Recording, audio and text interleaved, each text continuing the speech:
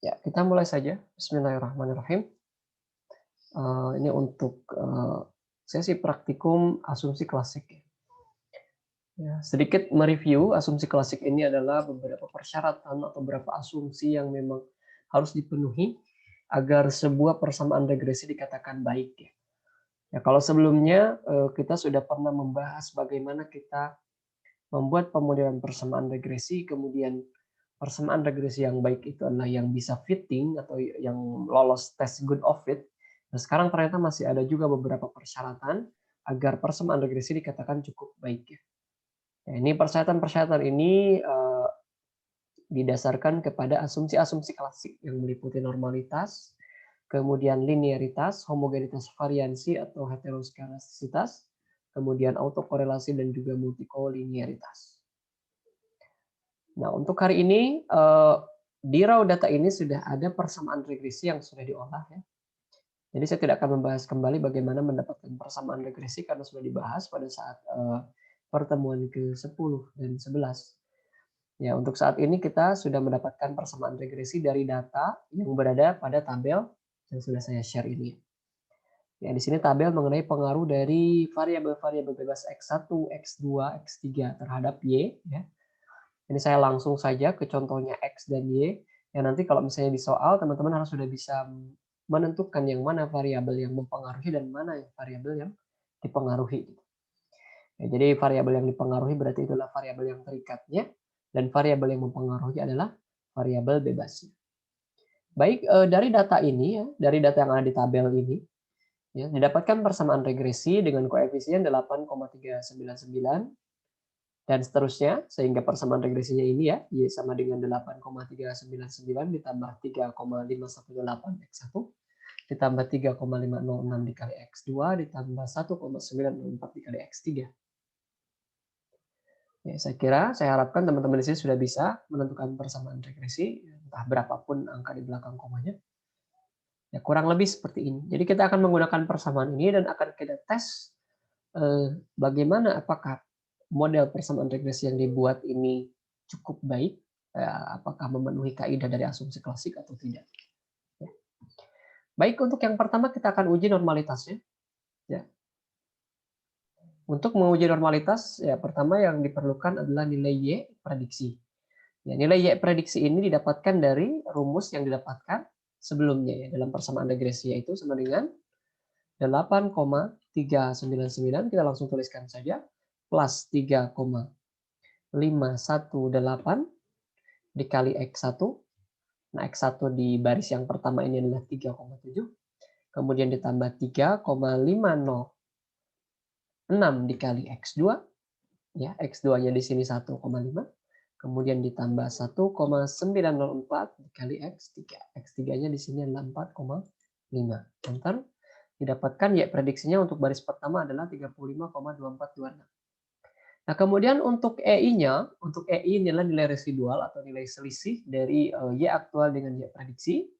Ya, lebih tepatnya Y aktual dikurangi Y prediksi sama dengan, berarti Y aktualnya dari 35,5 dikurangi Y prediksinya adalah 35,2426. Hasilnya 0,257. Nah, sekarang kita blok aja dua ini, karena rumusnya sama, kita langsung drag aja ke bawah. Di drag. Ya, hasilnya sudah bisa kita dapatkan dari semuanya. Baik, ini kita sudah punya nilai Y prediksi dan juga nilai EI. Ya, yang akan nanti kita gunakan juga di beberapa uji asumsi klasik yang lainnya.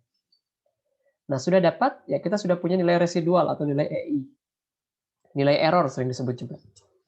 Nah, nilai EI ini ya kita akan transformasikan ke dalam bentuk distribusi normal standar atau distribusi Z. Ya, oleh karena kita membutuhkan nilai rata-rata dari nilai EI-nya atau kita simbolkan atau kita notiskan sebagai E bar. Ya, nilai E bar-nya adalah sama dengan average atau rata-rata ya dari semua angka ini. Enter. Negatif 0,00364. Ya, kemudian standar deviasi sampelnya kita juga membutuhkannya dari semua nilai residualnya sama dengan STDEV titik S yang kita pakai standar deviasi sampel ya dari semua data ini. Enter. 3,791, 362, sekian. Ya. Nah, kemudian setelah kita mendapatkan nilai E bar dan juga nilai standar deviasi dari E, ya kita baru mentransformasikan ke dalam bentuk Z. Caranya sama dengan kurung buka, EI dikurangi E bar, EI dikurangi E bar. Nah, E bar ini akan kita pakai untuk yang selanjutnya, maka kita harus mengunci ya, dengan mengapit tanda dolar di hurufnya. Diapitkan tanda dolar, kurung tutup, dibagi standar deviasi, ini. Ini juga sama, kita bubuhkan tanda dolar 2 kali, mengapit hurufnya. Lalu enter, ya hasilnya seperti ini, dan yang lainnya tinggal di drag saja. Drag, kemudian ya ini hasilnya nilai ZI. Berikutnya, langkahnya adalah kita urutkan nilai ZI, ya kita urutkan di tempat yang lain saja. Ya, kita urutkan di sini misalnya. Kita paste value-nya saja. Ya, misalnya 4 angka di belakang koma, ya atau berapapun ya, terserah kawan-kawan. Ya, biar kelihatan sama ya, disamakan. Ya, tapi kita urutkan saja. Klik kanan, ya block, klik kanan, sort, lalu sort smallest to largest atau dari A ke Z. Ya, sort. Ya, kita sudah mengurutkannya dari yang paling negatif ke yang paling positif. Lalu kita beri nomor urut. Ya, sampai dengan yang terakhir 15. Jadi di sini jumlah datanya ada 15. Ya, sudah kita dapatkan nomor urutnya. Sekarang kita tentukan FT. FT ini adalah nilai p-value atau nilai dari probability Z masing-masing yang sudah diurutkan. Rumusnya norm titik S titik DST. Maaf, kurang tepat. Nah, ini kita pakainya yang DST. Ya. Tentukan nilai Z-nya yang pertama ini negatif 2,4507, kemudian koma, kumulatifnya kita pilih yang true, enter. Ini hasilnya, yang lainnya tinggal di drag saja. Ya, sudah kita dapatkan FT-nya. Nah, sekarang kita cari nilai FS. FS ini apa? Ini adalah nilai nomor urut dibagi dengan jumlah data. Sama dengan di sini nomor urutnya 1 ya. Dibagi jumlah datanya ada 15. 1 per 15. Yang kemudian selanjutnya 2 per 15, 3 per 15, sampai yang terakhir 15 per 15. Ya, ini nomor urut, ini nilai FS-nya. Dan sekarang kita mencari nilai FT min FS absolut. Ya. Ya, berarti sama dengan ABS ya, dalam kurung FT min FS. FT dikurangi FS. Ya. Dan sudah kita dapatkan hasilnya, baru kita drag semua.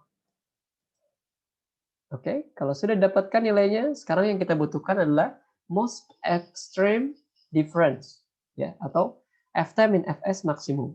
Ya, berarti berapa nilai FT min FS yang paling besar di sini? Kita cari dengan cara sama dengan max dalam kurung. Ya, dari nilai ini yang paling besar, ya ini adalah 0,1392211. Kalau 3 angka di belakang koma berarti 0,139. Ya, kalau kita bandingkan dengan nilai uji yang ada pada tabel Kolmogorov Smirnov, ya tabelnya sudah saya upload juga di Google Classroom pekan sebelumnya. Dibandingkan ternyata nilai FT min FS absolute maksimum yang kita dapatkan dari perhitungan ini dia lebih besar lebih kecil ya. Lebih kecil dibandingkan dengan FT min FS yang didapatkan dari tabel KS atau tabel Kolmogorov Smirnov. Kalau seperti ini kenapa? Ya kalau misalnya dia kurang dari tabel ya dari nilai ujian lebih kurang dari nilai uji yang didapatkan dari tabel Kolmogorov Smirnov, berarti artinya residual model regresi terdistribusi normal. Ya. Ya, kalau lebih besar dibandingkan dengan yang di tabel berarti tidak normal. Itu kesimpulannya. Begitu kira-kira untuk uji normalitas menggunakan Microsoft Excel. Nah, kalau pakai SPSS gimana Pak? Kita kopikan saja ini datanya. Seperti biasa kita masuk ke laman SPSS. Ya. Oh, sebentar. Sepertinya saya belum close data kelas sebelumnya.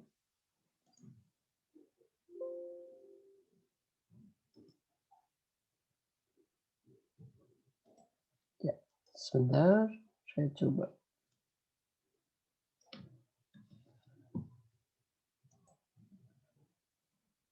Oke, baik. Masuk ke laman SPSS. Ya, ini data view-nya. Dan kita masuk ke variable view ya. Di variable view tadi urutannya ada Y, kemudian X1, lalu X2, kemudian X3. Desimalnya kalau tidak ada yang lebih dari 2, tidak yang lebih dari 1, ya kita 1 saja. Labelnya ya saya samakan saja Y, X1, X2, X3. Kalau nanti di soal, labelnya harus disesuaikan dengan jenis variabelnya ya. Kalau variabel bebasnya misalnya tentang ya pengaruh dari pendapatan konsumen, harga produk komplementer dengan harga produk substitusi misalnya terhadap permintaan barang. Ya berarti permintaan barang itu Y-nya. Berarti Y-nya permintaan barang labelnya. X1-nya pendapatan konsumen. Kemudian X2-nya mungkin harga barang substitusinya. Kemudian X3-nya harga barang komplementernya. Seperti itu. Terus dijelaskan keterangannya. Ya, kita masuk ke data view. Kita paste data yang kita dapatkan dari Excel. Ini sudah masuk input data. Nah, sekarang kita hadirkan Y prediksi dan juga nilai residual. Caranya bagaimana? Ya, tidak sedikit berbeda dengan yang di Excel, tadi harus dihitung berdasarkan Y sama dengan persamaan regresinya. Nah, kalau di sini teman-teman cukup dengan klik analyze, kemudian regression, linear, ya masukkan dependent variabelnya itu Y-nya, kemudian independennya X1, X2, dan X3. Ya. Lalu sebelum kita klik OK, kita pilih dulu save di sini. Karena kita ingin menampilkan di tabel residualnya serta nilai Y prediksinya. Ya, ini untuk nilai prediksi di sini ada nilai predicted values, berarti klik saja yang unstandardized. Kemudian untuk residualnya juga untuk nilai errornya, EI-nya ini pilih yang unstandardized. Baru klik continue, kemudian klik OK. Ya. Nanti outputnya adalah output regresi biasa. Ya. Jadi saya tidak akan menampilkan outputnya, output regresinya ya persamaan regresi yang tadi gitu yang sama dengan Excel.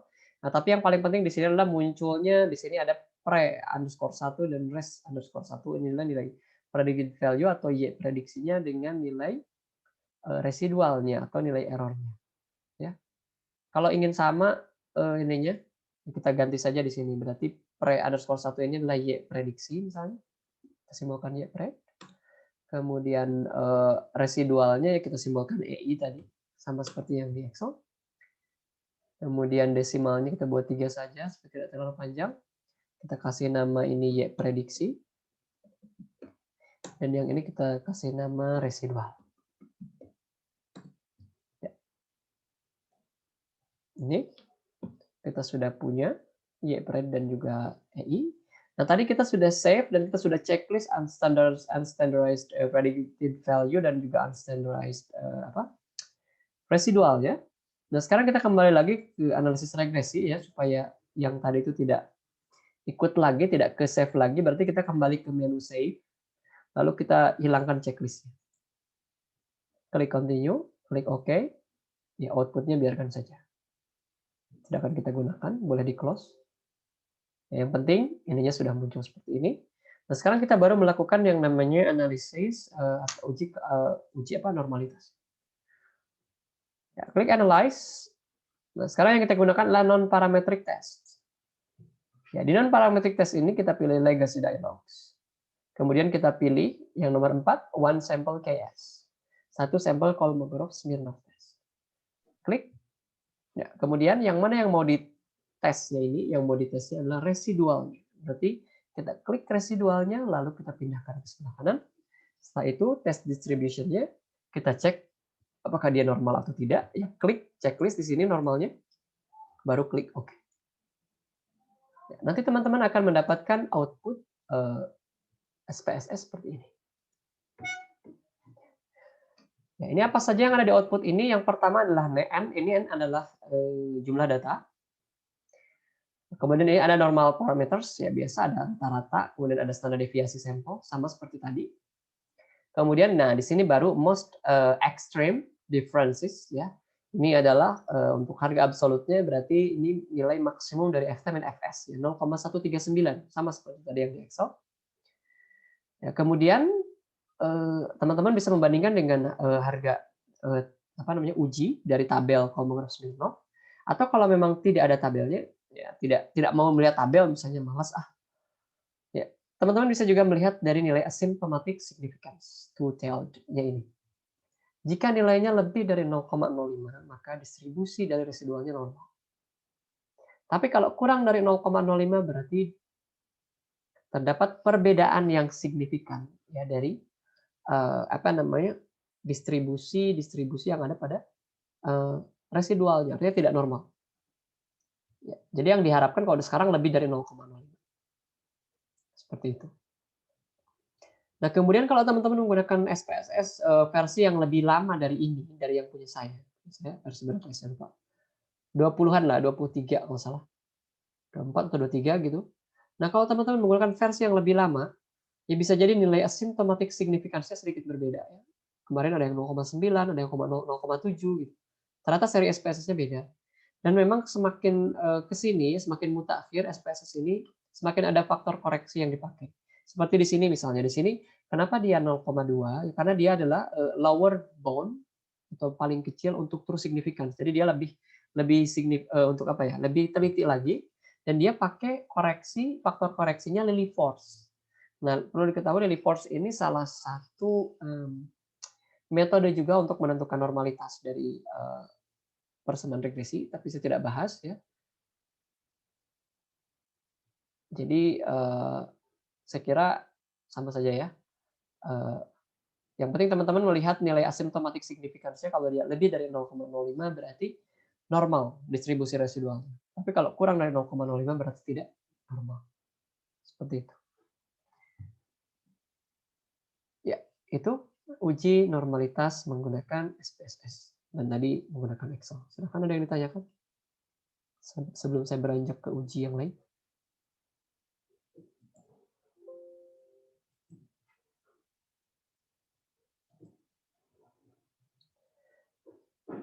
Ya, adakah yang mau bertanya?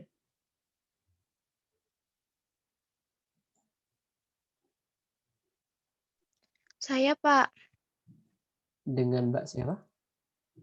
Devi Rahayu, kan tadi kata Bapak kan paling rendah kan SPSS 20, lah punya saya itu SPSS 16 itu nggak apa-apa? Enggak, saya enggak bilang SPSS 20 paling rendah. Bukan. Oh, Terserah nanti SPSS-nya berapa, cuman nanti akan ada sedikit perbedaan di nilai asymptomatic significance-nya tadi. Ya, jadi kemarin ada beberapa mahasiswa yang wah, kok punya saya sudah pakai cara yang sama tapi kok hasil asymptomatiknya berbeda. Ya, ini kan semakin baru SPSS ini semakin ada faktor koreksi, ya. Ya nanti pakai saja SPSS yang ada, ya nanti datanya pakai yang ada menggunakan SPSS itu. Yang jelas tadi kalau asymptomatic significance-nya lebih dari 0,05 berarti dia distribusi residualnya normal. Gitu aja sih Mbak, nggak apa-apa. Kalau yang lain-lainnya sama tuh kayak standar deviasinya itu sama, kemudian most extreme difference-nya itu juga sama. Begitu Mbak. Nggak apa-apa mau pakai versi 16, versi lama juga tidak apa-apa. Ya, baik Pak, terima kasih. ya sama-sama. Baik, kita lanjut dulu ya. Kita masuk ke uji yang berikutnya, adalah uji linearitas. Ya, ini untuk menguji apakah persamaan yang kita buat ini benar-benar linear atau tidak, atau adakah hubungan linear antara masing-masing variabel bebas dengan variabel terikatnya. Nah, ini adalah uji linearitas. Ya, di sini banyak sekali sebetulnya ujinya. Ada test for linearity kalau di SPSS, kalau di Excel saya cuma bisa memberikan gambaran menggunakan metode grafis. Jadi kita menggunakan scatter plot saja nanti untuk lihat estimasi apakah linear atau tidak. Jadi hasilnya memang hanya estimasi. Nah, kalau nanti di SPSS saya akan menjelaskan bagaimana kita melihat hubungan linear antara masing-masing variabel dengan variabel bebas dengan variabel terikatnya. Jadi kalau di SPSS harus ditentukan juga ininya ya, test for linearity. Nah, kalau di Excel nanti cukup dengan metode grafis saja. Nah, di linearitas ini juga yang dibutuhkan adalah Y prediksi dan nilai residual atau EI-nya. Ya, berarti ya kita kopikan saja yang ini ya, supaya tidak dihitung lagi. Karena sama ya. Paste value-nya saja. Ini sudah ada Y prediksi dan juga EI atau errornya atau residualnya. Nah, sekarang kita coba membuat scatter plot ya. Scatter plot yang menghubungkan antara nilai Y prediksi sebagai sumbu X dan nilai residual sebagai sumbu Y. Ya. Klik insert. Kemudian pilih charts ini ya. Pilih yang titik-titik saja yang scatters. Ya. Sama seperti dulu ya. Klik kanan. Kemudian select data. Pilih add. Series X-nya kita pakai Y prediksinya. Untuk X-nya angka-angkanya saja. Ya, kemudian seri Y-nya berarti ini residualnya atau EI-nya. Ya, klik OK. Ya, ya ini tinggal dikasih keterangan axis title-nya. Ya. Kalau judul bebas, axis title-nya aja diberi keterangan. Misalnya di sini untuk X-nya adalah Y prediksi. Kalau untuk Y-nya di sini adalah residualnya. Ya, atau EI-nya. Nah, sekarang bagaimana kita menyimpulkannya? Kita lihat di sini, ternyata titik-titik pada scatter plot ini tersebar secara merata. Artinya apa? Kalau tersebar dan tidak membentuk pola tertentu, ini artinya persamaan regresi bisa dikatakan linear. Tapi kalau titik-titiknya membentuk pola tertentu, bisa garis, bisa kurva atau apa, berarti di sana tidak linear. Nah, sekarang kesimpulannya cukup sampai begitu saja. Jadi, titik-titik. Ya, titik-titik pada scatter plot ya antara Y prediksi dengan residual tersebar secara acak. Artinya ya ada hubungan linear antara variabel bebas. Ya nanti kalau misalnya di variabel bebasnya apa gitu, ya disebutkan variabel bebasnya apa saja, ya dengan variabel terikatnya, dengan variabel terikat. Ya, kalau di sini berarti antara variabel bebas x1, x2 dan x3 ya dengan variabel y. Ya, artinya persamaan regresi ini adalah persamaan yang cukup linear gitu kalau dikatakan. Ya, bagaimana dengan di SPSS? Ya, sama juga. Tapi nanti di SPSS kita akan cek satu per satu tes for linearity-nya ya untuk masing-masing X1 terhadap Y, X2 terhadap Y, dan X3 terhadap Y. Ya, kita buat juga grafik scatter plot-nya ini ya, prediksi dan EI-nya sudah ada di sini. Klik graph. Ya, di sini ada graphs, legacy dialogs. Ya, kemudian scatters atau dot ya. Pilih simple scatter saja. Kemudian klik define. Ya, baru kita tentukan di mana sumbu Y-nya, sumbu X-nya yang mana. Nah, sumbu Y-nya adalah residual, sumbu X-nya adalah Y prediksi. Ya, kalau yang lain ini option saja. Ya, kemudian klik OK. Ya, maka nanti teman-teman akan mendapatkan grafik ya, yang hampir sama dengan yang kita buat tadi di Microsoft Excel. Ya, ini. Ya, bagaimana bisa dikatakan acak dan tidak perpola? Ini kalau kita lihat di sini, ini kan garis tengah ini 0. Garis tengah ini 0. Ya, kemudian di sini ada positif dan ada negatif. Ya. Di atas positif, di bawah negatif. Ya, ini tersebar. Ada yang negatif, ada yang positif. Dan tidak membentuk pola. Ya, maka ya kalau secara grafis ini bisa dikatakan linear. Nah, tapi bagaimana kalau kita ingin melihat hubungan linear masing-masing antara variabel bebas X1 dengan Y, X2 dengan Y, dan X3 dengan Y, apakah hubungannya linear atau tidak? Nah, sekarang kita coba kita gunakan yang namanya compare means. Klik analyze, kemudian pilih compare means. Ini ada compare means, kemudian klik means, ya. Nah, dependent list-nya Y, ya.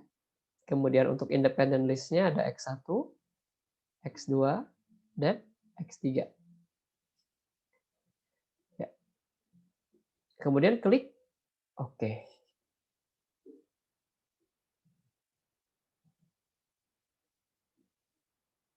Nah, karena di sini sudah, kalau misalnya teman-teman klik option di sini, nah di sini sudah ada test for linearity, sudah terchecklist ya.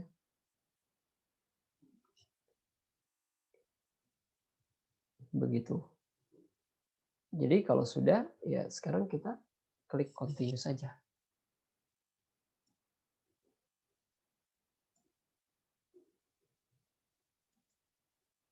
Klik OK, ya maka nanti teman-teman akan melihat ya bagaimana hubungan antara Y dengan X1, Y dengan X2 ya. Nah, kalau kita lihat yang Y dengan X1 di sini, yang kita gunakan adalah ANOVA table-nya. Jadi ANOVA table yang paling penting di sini adalah deviation from linearity. Nah, dilihat signifikansinya. Jika signifikansi deviation from linearity-nya di atas 0,05 berarti hubungannya linear. Ya, tapi kalau di bawah 0,05 berarti hubungannya tidak linear. Nah, ini 0,521 ya. Berarti dia lebih besar dari 0,05.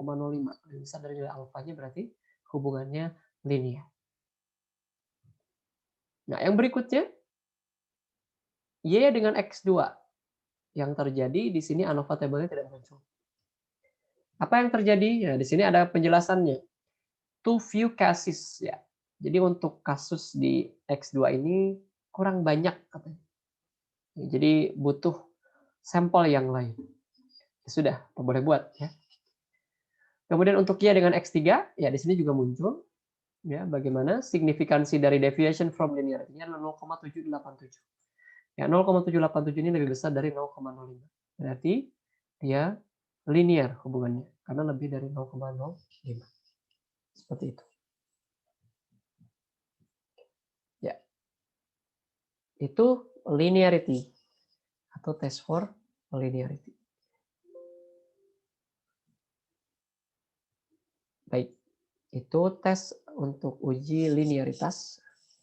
Sudah sampai situ. Nah, kemudian untuk yang berikutnya kita uji yang namanya heteroskedastisitas atau uji homogenitas variansi.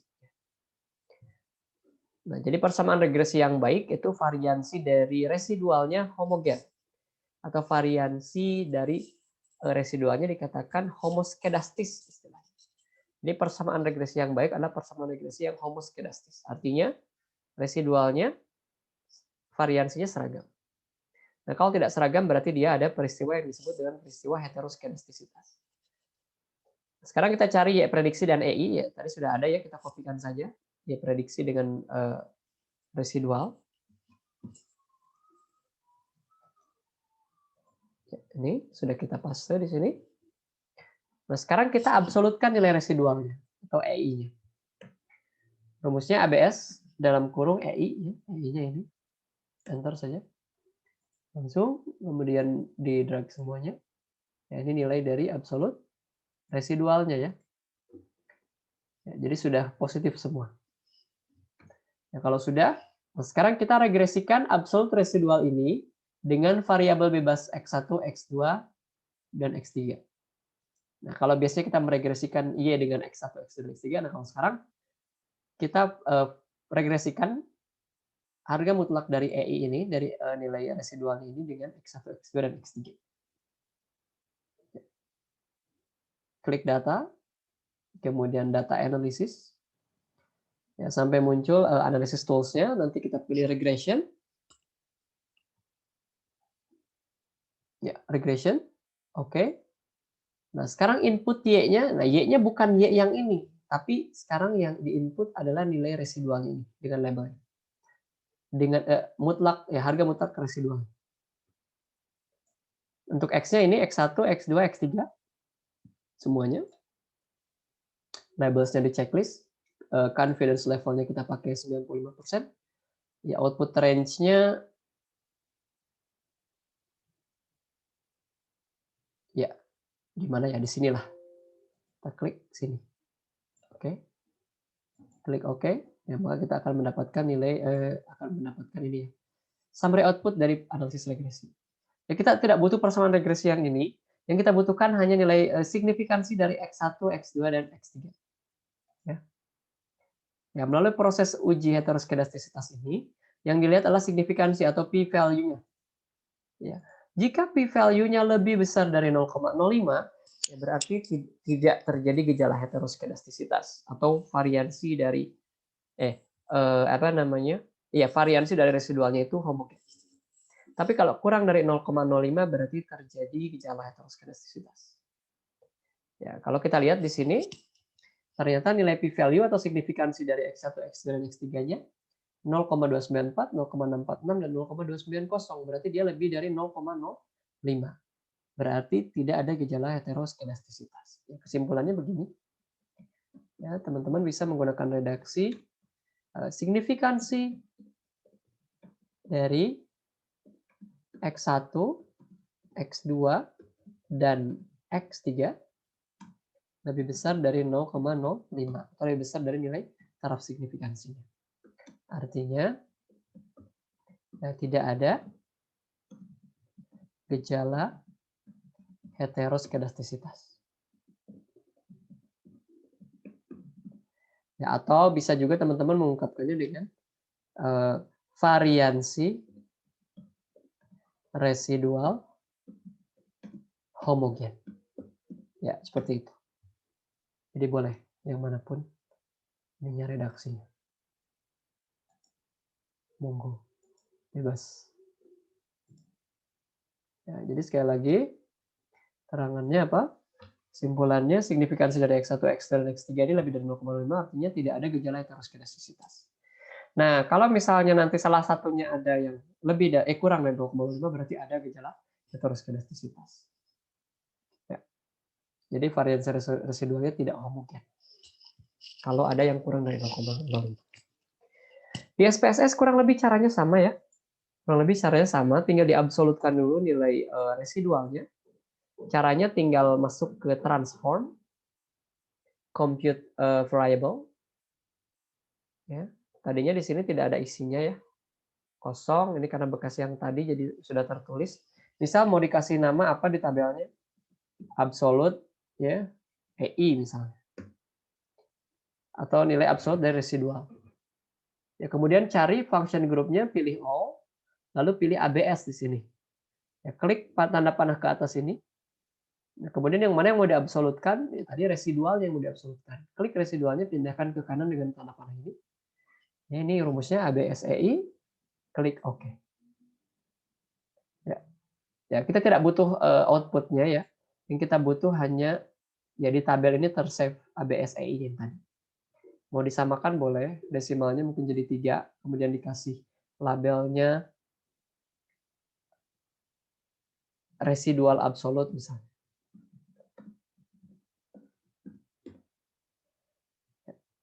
Seperti itu. Nah ini sudah ada sama ya hasilnya. Nah, kemudian kita regresikan ABSAI ini dengan X1, X2, dan X3. Ya, analyze, regression, linear. Nah, ini dependent variabelnya bukan Y, tapi pakainya tadi absolute residual. Residual absolutnya. Pindahkan ke sini. Independennya ya X1, X2, dan X3. Klik OK. Ya, nanti tampilan regresinya sama. Tinggal dilihat saja signifikansi dari X1, X2, dan X3. Ya. Kalau lebih besar dari 0,05 berarti dia tidak terjadi heteroskedastisitas. Tapi kalau misalnya ada ya yang kurang dari 0,05, ada yang kurang dari 0,05 berarti dia terjadi heteroskedastisitas. Ingat, pokoknya signifikansinya harus lebih dari 0,05 kalau ingin bagus persamaan regresi. Seperti itu. Ya, saya kira mudah ya. Karena hanya meregresikan harga mutlak dari EI dengan X1, X2, X3. Kalau sebelumnya yang diregresikan kan Y. Ya, sebelum beranjak ke uji multikolinearitas, silakan ada pertanyaan.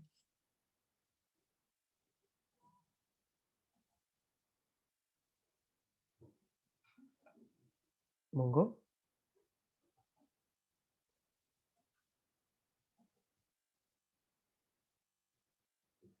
Baik, kalau tidak ada tidak apa-apa. Sekarang kita masuk ke uji multikolinearitas. Nah, uji multikolinearitas ini kita menggunakan metode VIF atau metode variance in floating factors dan in floating factor. Tujuannya adalah untuk mengetahui apakah ada hubungan linear yang lain selain hubungan linear antara variabel bebas dan variabel terikat. Ya, jadi kita akan melihat apakah ada hubungan-hubungan linear pada X1 dengan X2, X1 dengan X3, atau X2 dengan X3. Nah, jika ada, maka itu yang disebut dengan peristiwa atau fenomena multikolinearitas. Jadi ada collinearity seperti itu. Ya, bagaimana caranya? Ya, kita lihat nilai koefisien korelasi dari X1, X2, X2, X3, X1 dengan X3. Kemudian dicari nilai variance in floating factor-nya. Kalau variance in floating factor-nya ini kurang dari atau sama dengan 10, ya berarti aman, tidak ada multikolinearitas. Tapi kalau ada yang lebih dari 10, berarti ada gejala multikolinearitas. Ya, baik, kita coba yang pertama kita cari koefisien korelasi dari X1 dan X2. Ya, sama rumusnya Correll atau Pearson boleh. Ya, Pearson dalam kurung array satunya X1, array 2-nya X2. Bentar. Sudah dapat koefisien korelasi dari X1 dan X2. 0,019 sekian. Yang kedua X1 dengan X3. Pearson. Ya, array satunya X1, array 2-nya X3. Enter. Negatif 0,033 sekian. Kemudian yang ketiga X2 dengan X3. Pearson. Ya, array satunya X2, array 2-nya X3. Enter. Hasilnya sudah ada. Kuadratkan ya masing-masing nilai R-nya. Pangkat 2. Enter. Tinggal di drag saja. Cari koefisien toleransi. Koefisien toleransi adalah penyebut dari 1 per ya ini 1 per 1 min R kuadrat. Ya, 1 min R kuadrat ini adalah koefisien toleransi. Berarti tinggal sama dengan 1 dikurangi. Enter. Drag. Sudah kita dapatkan nilainya. Tinggal cari varian in floating factors-nya. 1 dibagi koefisien toleransi. Ya, ini hasilnya. Nah, jika varian in floating factor-nya kurang dari sama dengan 10, maka ada multikolinearitas. Tapi kalau kita lihat di sini, ternyata semua varian in floating factors-nya 1,1,1, jadi ya kurang dari atau sama dengan 10. Pokoknya kurang dari 10 aman lah. Artinya apa? Artinya tidak ada gejala atau fenomena multikolinearitas.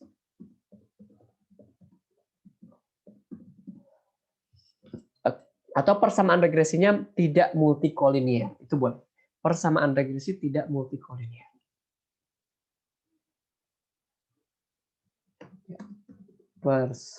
Regresi tidak multikolinear.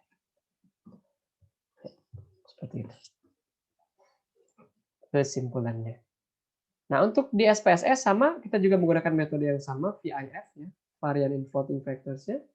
Ya, tapi caranya sedikit berbeda. Kita masih menggunakan menu analyze, regression, linear. Kita balikin lagi, ini pakainya Y, ya. Bekas tadi terus kedastisitas. Ini Y, kemudian di sininya independence-nya X1, X2, dan X3. Nah, sebelum kita oke-kan, kita klik dulu statistics. Ya. Ini yang harus pasti di checklist adalah collinearity diagnostic. Checklist bagian collinearity diagnostics. Nah, ini untuk mengecek apakah untuk mendapatkan nilai varian in floating factor. Kalau sudah, continue, baru klik OK. Ya, nanti teman-teman lihat outputnya. Ya, outputnya seperti ini. Ya. Kemudian lihat di koefisien. Di koefisien, tapi yang dilihat adalah bagian statistik VIF atau varian in floating factors. Ya, di sini 1,1,1 juga. Ya, bisa disimpulkan bahwa varian in floating factor-nya semuanya kurang dari sama dengan 10. Berarti tidak ada gejala multikolinearitas. Ya, seperti itu.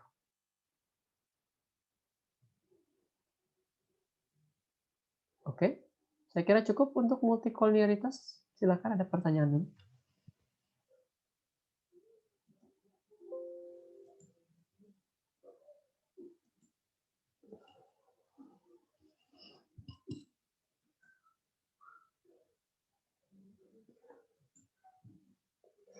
Baik, kalau belum ada, saya lanjutkan lagi ke yang terakhir adalah uji autokorelasi.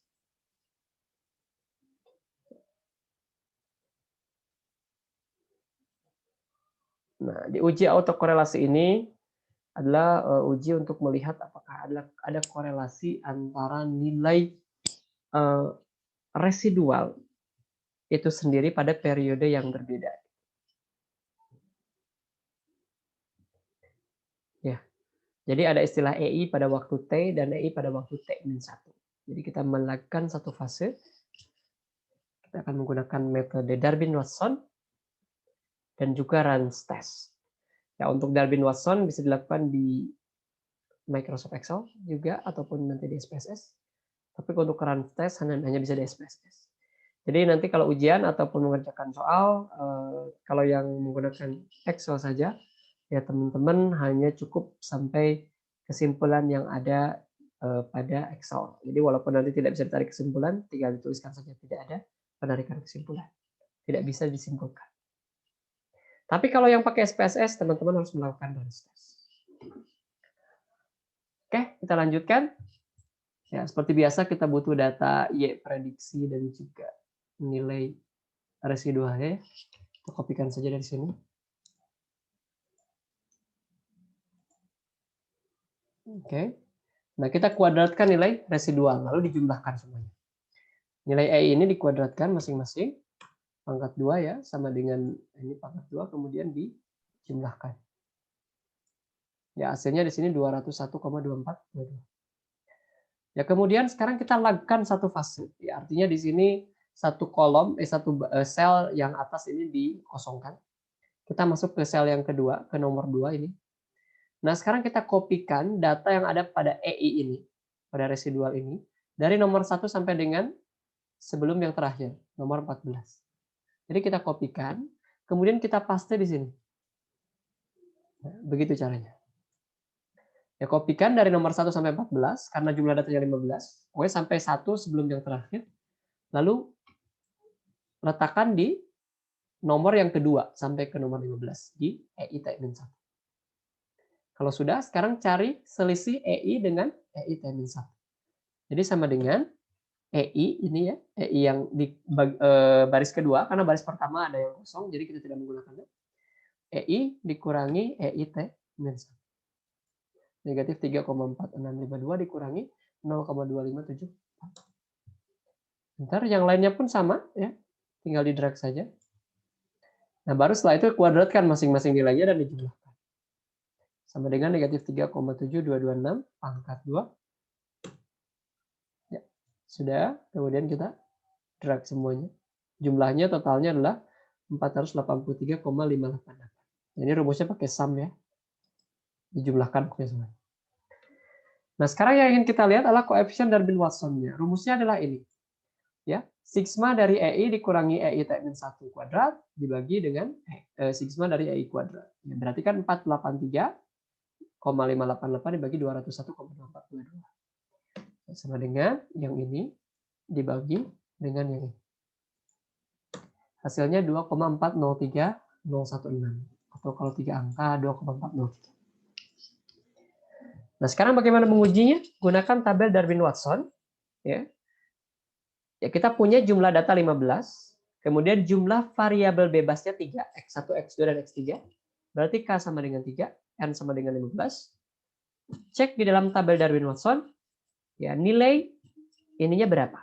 Nilai DL dan DU-nya berapa? Ternyata DL-nya 0,8140 dan nilai DU-nya adalah 1,7501. Nah, sekarang yang kita butuhkan juga ada batasan 4 min DU.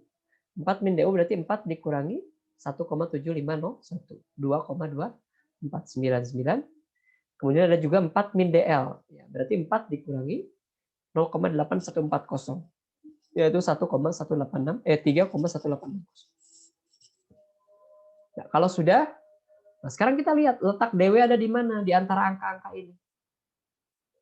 Ya, apakah dia kurang dari DL? Tidak. Apakah dia lebih dari 4 kurang DL? Ya ini nilai kritis pertama ya. Kalau dia kurang dari kurang dari DL dan lebih dari 4 min DL, tidak juga, berarti dia terjadi autokorelasi. Ya, berarti tidak masuk ke nilai kritis yang pertama. Ya, nilai kritis yang kedua, ya DW berada di antara DU dan 4 min DU. Ya, DU-nya berapa? DU-nya adalah 1,751.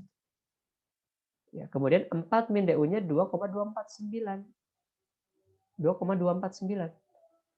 Ya, tidak berada di sini, berarti tidak masuk ke nilai kritis kedua. Nah, kemungkinan besar dia berada di antara nilai kritis yang ketiga. Kita lihat 2,403 ini berada di antara nilai 2,24 dan 3,186 atau berada di antara 4 min DU dan 4 min DL. Nah, kalau misalnya ada di antara 4 min DU dan 4 min DL, ya ini berarti dia masuk daerah ketiga, atau kesimpulannya ya tidak bisa ditarik kesimpulan atau tidak bisa disimpulkan. Ya, artinya 4 min DU, ya, posisinya 4 min DU kurang dari DW, kurang dari 4 min DL. Ya, artinya DW ada di antara 4 min DU dan 4 min DL. Berarti artinya tidak ada kesimpulan, ya. Tidak bisa ditarik kesimpulan. Inilah kelemahan dari metode Darwin-Watson. Ya. Oke, kalau sudah tidak bisa, ya kalau di Excel dicukupkan sampai sini saja, ya tidak masalah, nanti saya nilai sampai sini. Tapi kalau yang pakai SPSS, ya teman-teman harus melakukan run test. Selain Darwin-Watsonnya ya, nanti Darwin-Watsonnya juga saya ajarkan, lebih simpel di SPSS. Kemudian harus pakai run test untuk membuktikan ada autokorelasi atau tidak. Oke, kita masuk lagi ke laman SPSS. Sekarang kita masuk ke analyze, regression. Ya, kita lakukan dulu uji Darwin-Watson. Linear sama tadi. Ini sudah ya, Y, X1, X2, X3 ya, jadi sudah seperti biasa. Masuk ke statistics. Nah, di sini tadi kan collinearity diagnostic ya. Kita hilangkan saja checklistnya untuk yang collinearity diagnostic, sudah selesai. Nah, di sini ada bagian residual, di sini ada Darwin-Watson. Ya, checklist Darwin-Watsonnya supaya kita dapat koefisien DW-nya tadi. Continue, baru klik OK. Ya, nanti teman-teman lihat summary output-nya. Ya, di output-nya di bagian model summary di sini ada Darwin-Watson-nya, nilainya 2,403. Sama seperti yang dikerjakan tadi di Microsoft Excel. Ya, nilai 2,403 ini kalau dibandingkan dengan tabel Darwin-Watson ternyata dia berada di antara 4 min DU dan 4 min DL. Ya, berarti tidak bisa ditarik kesimpulan. Oke, kalau begitu bagaimana? Kita lakukan yang namanya runs test. Jadi Darwin-Watson tidak bisa, kita masuk ke runs test. Ya, tapi ini dicantumkan juga ya kalau mengerjakan tugas. Ini tabelnya dikopikan, dipaste sebagai image. Seperti ya, ini 2,403 ini adalah nilai Darwin-Watson-nya. Jadi untuk menentukannya lakukan runs test. Ya, kita close dulu ini. Kita masuk ke runs test ya. Ya, kita balik lagi ke laman SPSS. Ya, untuk melakukan runs test ya, kita klik analyze. Kita masuk lagi ke non-parametric test. Pilih lagi legacy dialog. Nah, ini pilih bagian yang ketiga, runs. Klik runs. Kemudian yang akan ditesnya itu adalah residualnya. Klik residual, bukan yang absolut, yang biasa. Kemudian pindahkan ke sebelah kanan. Yang lainnya biarkan default. Ya, di sini cut point-nya adalah median. Ya, di sini di bagian option-optionnya kita tidak akan menggunakan. Ya. Ini juga sama, kita tidak akan menggunakan ini. Pakai asymptotic aja.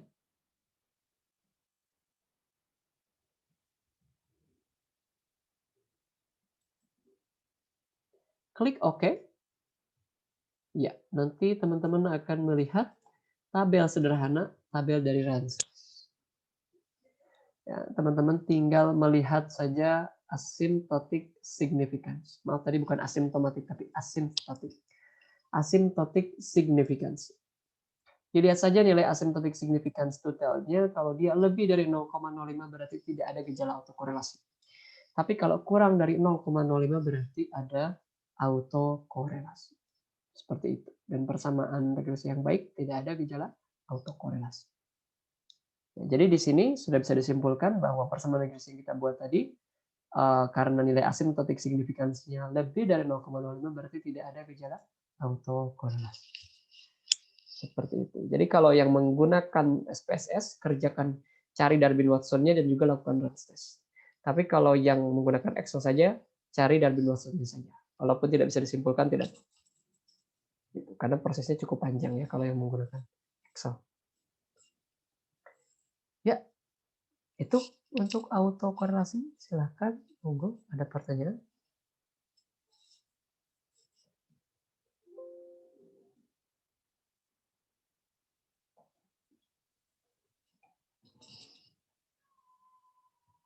Ya, saya stop dulu recording.